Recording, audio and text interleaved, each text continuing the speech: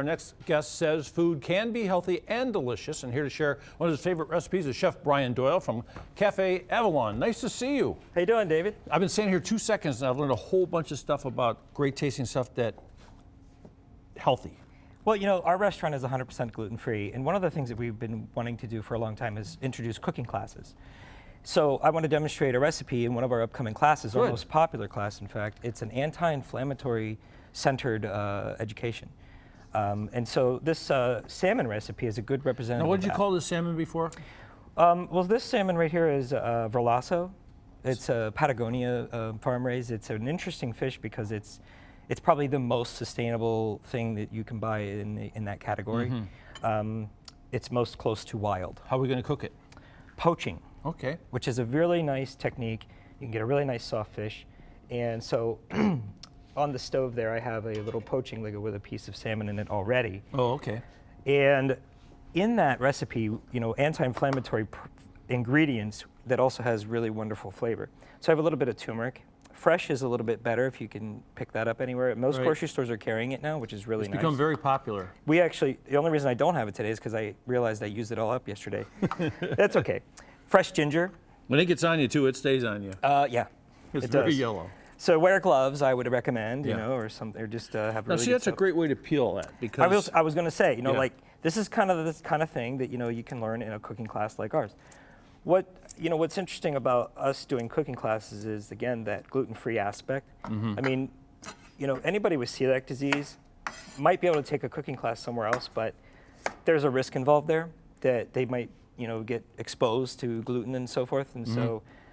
That's one of the benefits of taking a class with us. So your place is gluten-free? Yeah.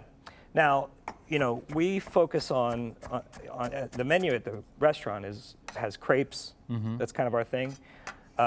What's the base of crepes if it's gluten-free? Rice flour, potato starch, tapioca starch. There you go. Yeah, different. So a little bit of ginger in there as well. So this is flavoring the poaching fluid. Exactly. And fresh lemons, and you just put in a few slices right into the liquid. Okay. This was the ingredient you mentioned earlier. Oh, this is it. This is the kombu. Look at that. So it's jelly soaked, looking. And it is. And this is an amazing source of iodine, among other minerals and vitamins. So you just kind of slice it up. Is it like a seaweed or something? It is seaweed. It is kelp. Ah, very good. And it's thick. It is. You can get different grades and different sizes and different sort of age, if you will. So that goes right in there too. And then the salmon, a little bit of salt and pepper into the liquid. So you don't season the salmon at all. You really season don't the have poaching to, fluid, right? because it's it going to wash fall off off anyway. Yeah. And that goes right in, and you want a very low temperature. And you want it to take its time, so it's nice and slow, so that the flesh stays nice and moist. So it doesn't even simmer. Barely. Barely simmer. Barely a simmer. Okay. And then what we're going to serve that onto are some zucchini noodles.